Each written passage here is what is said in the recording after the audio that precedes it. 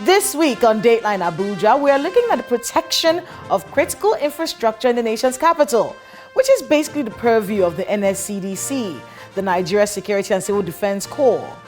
While we update you on major stories from the nation's capital in the past week on our Abuja Wrap, in our focus on the FCT, we look at arrest of infrastructure vandals in 2023.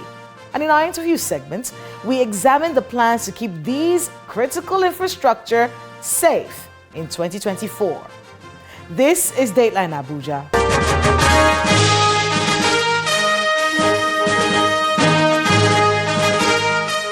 Hello and welcome to Dateline Abuja. I am Kayla Megwa. Let's get that update for you. These are the major stories from Nigeria's presidency in the past week. To ensure all the President Bola Tinubu has encouraged Nigerians to remain unbowed in the face of the socio-economic challenges facing the country and assured that his administration will work to ensure everyone feels the impact of his government. This was contained in the president's New Year address, which was delivered early on in the first day of the new year. The president charged citizens, including his political opponents in the last elections, to work for the peace, progress and stability of the country, noting that the task of building a prosperous nation is not the work of the president and government officials alone. Take this from me. The time may be rough and tough. However, our spirit must remain unbowed because tough times never last. We are made for this period, never to flinch, never to falter.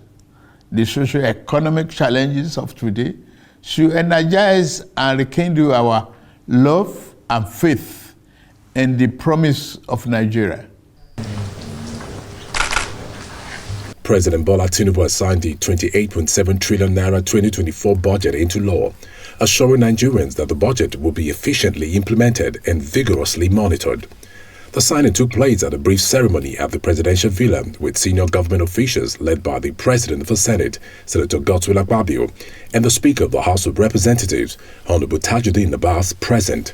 It contains a good increase in the capital side, a reduction in recurrent expenditure, and it brought down the deficit from 6.11% to 3.88%. That, to me, that's an achievement. We will implement this. I want to assure the Nigerians that all the MDAs and our teams have been warned. MDAs must have regular report of the budgetary performance in the area that we put in place to help ordinary Nigerians. The chairman of the Northern Governors Forum, Governor Inuwa Yahaya of Gombe State, has emphasized the importance of effective collaboration between the federal and state government towards bettering the lot of citizens and ensuring food sufficiency in the country. He was speaking after meeting with President Bola Tinubu at the presidential villa in Abuja. The president also met with Governor Umar Bago of Niger State and Governor Umar Namadi of Jigawa State. To ensure constant food supply, security, and affordability, we will step up our plan to cultivate 500,000 hectares of farmland across the country to grow maize, rice, wheat, millet, and other staple crops. The Minister of Agriculture and Food Security, Mr. Abubakar Kyari, is already counting the gains and challenges of a dry season famine implemented late last year as part of its efforts to boost food security. Speaking at a meeting with the governor of Jigawa State, Mr. Kyari explains that beyond improving production, the plan in the long run will address the soaring food inflation in the country. A few months ago, the Ministry of Agriculture and Food Security commenced interventions on crops such as wheat, rice, and maize to support dry season famine. The Federal Ministry of Agriculture and Food Security is fully committed to addressing the issues of round-tripping and poor validation of farmers' data. We are dedicated to implementing stringent measures in the forthcoming dry and wet season farming for rice, maize, and cassava. to ensure transparent distribution and target genuine farmers. The Inspector General of Police, Mr. Kaude Betokun, is reiterating the commitment and dedication of the force to combating crimes and criminality and also ensuring the safety and security of communities across the country. This was stated by the Force Public Relations Officer of the Nigerian Police, Mr. Olamuyuwa Adejobi, during the parade of suspects at the force headquarters in Abuja. Mr. Adejobi explains that the suspects were involved in criminal conspiracy, organ trafficking, cybercrime, impersonation, and other criminalities. He adds that the arrest underscores the determination of the IGP to leave no room for criminal elements across the country and also assures Nigerians that an extensive investigation is ongoing and every other perpetrator involved in heinous act will be brought to book and be charged to court accordingly. It's a tough day for motorists plying the Buhari-Kaduna highway as dozens of protesters block the road in protest against incessant kidnapping in their communities.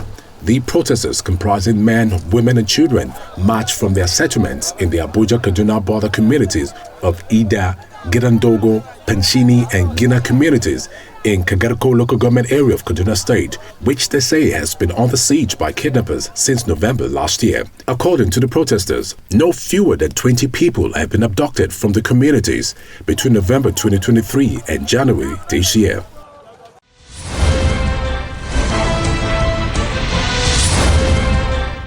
Welcome back. I know at least 6 people who've fallen into open manholes in the FCT, myself included. And that's not all criminals were stealing in Abuja last year. Rail lines, communication wires, CCTV cameras. It was very worrying. To allay the fears of Abuja's residents, there were a series of arrests of infrastructure vandals in the nation's capital, and it really made one wonder if the security agencies have the buy-in of the Nigerian people when it comes to the protection of infrastructure necessary for a better quality of life of the people. Well, we will investigate that shortly, but first, let's look at the work done by the Nigeria Security and Civil Defense Corps, especially since the assumption of office of the new FCT commandant. The increasing rate of vandalism and Nigeria's infrastructure deficit remains a critical issue that continues to undermine the country's economic growth, straining efforts by the government to meet the infrastructure needs of its people. Abuse and vandalism of public infrastructure offsets productivity and sustainable livelihoods. Some of these activities include the stealing of communication cables, manhole covers, cutting off railway tracks, stealing bridge rails, among other crimes. The Nigerian Society of Engineers says Nigeria needs an estimated $800 billion annually for the next 10 years to close the gap of infrastructure deficit, of which vandalism is a major contributor. Infrastructural development is pivotal in enhancing economic growth, improving living standards, reducing poverty, and contributing to environmental sustainability. Nigeria's infrastructure deficit remains a critical bottleneck that continues to undermine the country's economic potential. It is estimated that the country will require about $800 billion annually for 10 years to close this gap. This deficit has contributed to limiting Nigeria's growth potential and competitive abilities globally. Despite the inadequacy of infrastructural provision and the enormous challenges it poses to our socio-economic growth and development, it is unthinkable that the few provided infrastructure are vandalized daily by some unscrupulous and unconscionable elements and economic saboteurs. These activities have degenerated beyond the bounds of propriety and good taste. Hence, they pose a great danger to the efforts of the government and the lives of many Nigerians. Critical infrastructure in the FCT is under the protection of the Nigeria Security and Civil Defense Corps, NSCDC. And in August of 2023, the Corps' new commandant for the FCT, Olushola Odumusu, declared it was the end of the road for vandals of critical infrastructure in the nation's capital. I've declared war on vandals, on economic saboteurs, on criminals, manhole thieves, the vandals of street lights, of our traffic lights, communication equipment, electrical equipment. These are all critical assets that contribute to the day-to-day existence of Nigerians and those that are living with this geographical space. And NSCDC haven't been at the forefront as the lead agency to fight criminals who are sabotaging this sector. Under my leadership, I will ensure that these criminals, these vandals, they are put in their place. I have mapped out strategy, and that will also involve deployment of more men. They will also increase patrols during the day, during the night. Because one of the things that has given them that much room is the fact that they don't see enough security presence in all of this around these facilities. So we are going to improve on that. I'm going to ensure that I rejuvenate the critical national asset and infrastructure unit. That's what I'm starting with, because it is serious business. Since this declaration, there have been a series of arrests of infrastructure vandals, especially in Abuja. On the 17th of August 2023, the Commandant General's Special Intelligence Squad of the NSCDC intercepted a truck conveying large quantities of vandalized rail track iron, concealed inside iron scrap. According to a statement from his office, the truck and the 4 suspects inside of it were intercepted along the Lafia-Akwanga-Abuja Expressway. Another statement from the command on the 7th of September 2023 noted that the NSCDC FCT command arrested 14 suspected vandals and scavengers while on a routine night patrol at different locations in the Federal Capital Territory. The suspects were allegedly constituting a nuisance on the bridges and around critical installations at odd hours.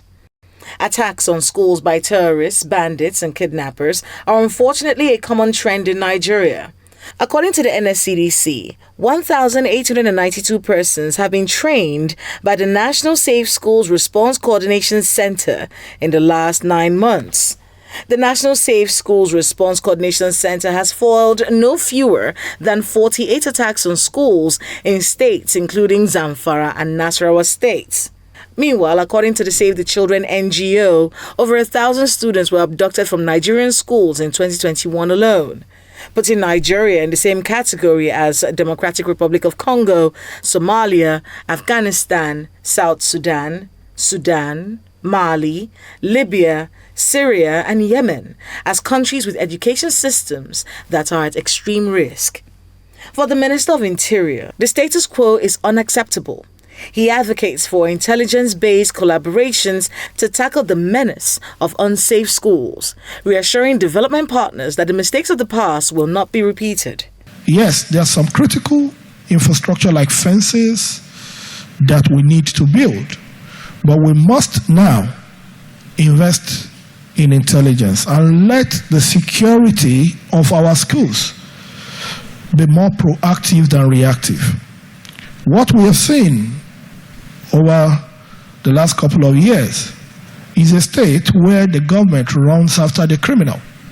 But for me, I always say this: at every point in time, the government should be miles ahead of the criminal. I want to say, I believe in the capacity and the ability of the Commandant General of the NSCDC to deliver on this. The idea of communal ownership of national assets is still far in the minds of many Nigerians. And while the NSCDC focuses on the manning and protection of these assets, their work would be made a lot easier if they had the full buy-in of a Nigerian population who view these assets as theirs. My guest on the program is the FCT Commandant of the Nigeria Security and Civil Defense Corps, Mr. Olushola Odumusu. We take him on his declaration upon assumption of office and how he has been able to deliver since then, challenges faced and plans to keep FCT's infrastructure safe from vandals, this 2024.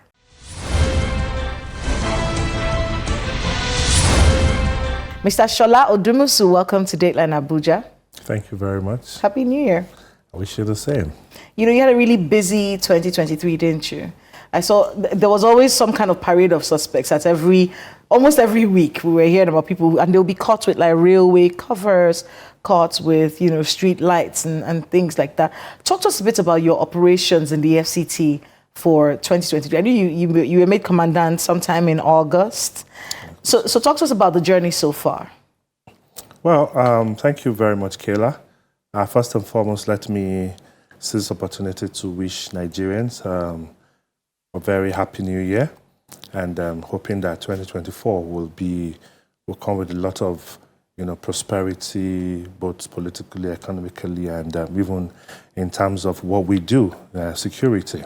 So, but for me, as the Commandant FCT, having been appointed in August 15, to be precise, by my amiable and indefatigable Commandant General, Dr. Ahmed Abubakar Haudi, MNIRFR, I hit the ground running because, like I did tell people when I took over, I had much in order to come to FCT with very clear, distinct mandate to make a difference, you know, and ensure that, you know, the mandate of NSCDC is fulfilled, you know, to the letter. And when I came on board, looking at, you know, taking a cursory look at, you know, the FCT generally, we're able to identify some of the major challenges that is predominant, you know, within, you know, the FCT, and also in tandem with the mandate of NSCDC, chief of which is the protection of critical national asset and infrastructure. We're able to design a blueprint where critical assets such as manhole covers, you know, have to be protected.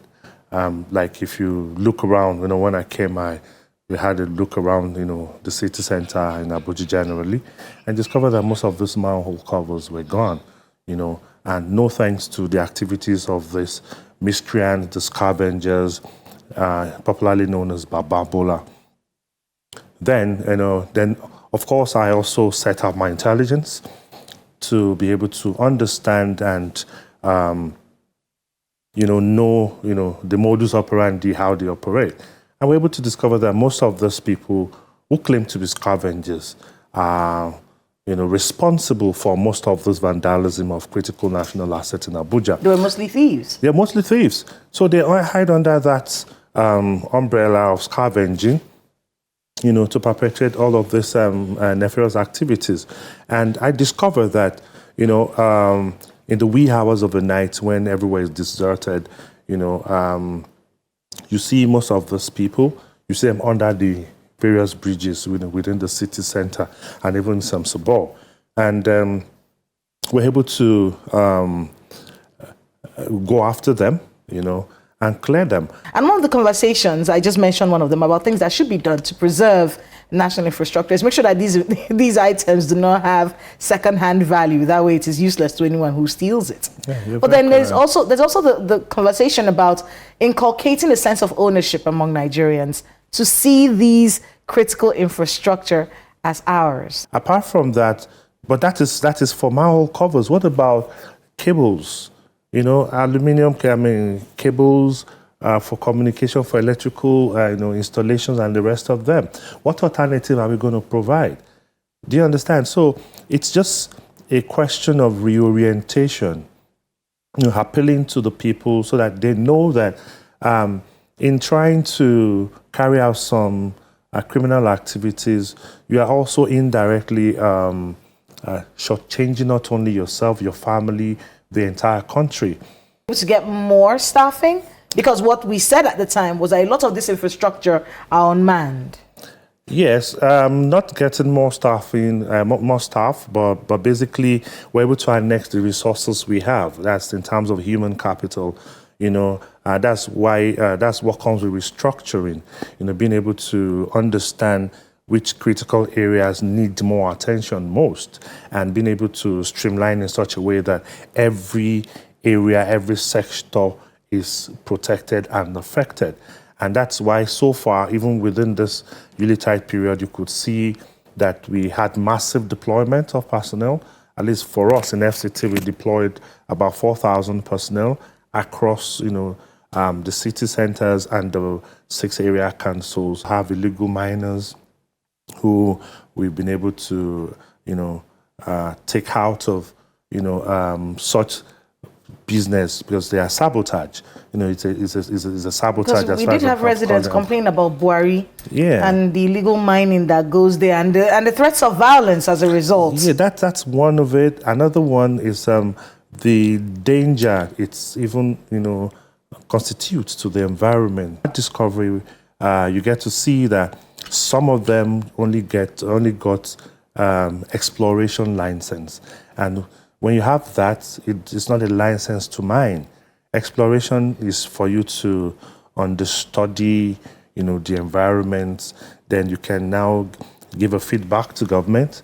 Okay, in certain areas, these are the solid minerals we are able to discover, and this is what we want to do about it. But many of them, they get exploration license and they go to site and start mining, which is illegal.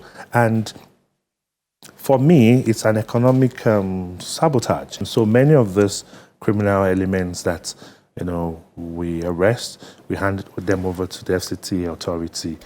Is there a figure for those who have been prosecuted successfully? We have a number. There are some of them that were fined. Haven't profiled them and look at the depth of their offense. Some were fined. Some have been handed down different sentences ranging from 3 months, 5 months, 6 months. Some were given community service. Is this enough for you? Well, that's another conversation about vandalism of FCT infrastructure. That the punishment doesn't seem stringent enough. Well, this is one area that maybe just like you said, it's a conversation for another day because everybody have their own rules, boundaries, and ours is to ensure that people can go to sleep with their 2 eyes closed, and when we make arrests, we prosecute. So that arm of government, I think maybe later, in the course of national discussions, such can even come up around. So for 2024, what are you going to be doing differently in the FCT this year? Yeah, we are going to be going all out to maintain 24 hours surveillance. 24 hours surveillance? 24 hours surveillance and protection of this critical infrastructure. Already I have my work plan for 2024, and I have no other business, than to do what you're assigned to do, which of course is protection of critical national assets. So unfortunately, that's all the time we have for today's conversation. I know we could talk. That's how time flies. But I want to thank you so much for all the work that you do. As we go into 2024, know that we are watching your office very carefully. And I hope you'll be available to tell us about the progress made. Very available. We're here to serve the people, and we don't hope to compromise on that. And that I've also told my people to be, recommitted, rededicate themselves to service, because we don't have any other country but this one. And so who will do it if we don't? Thanks again for coming over. You're welcome.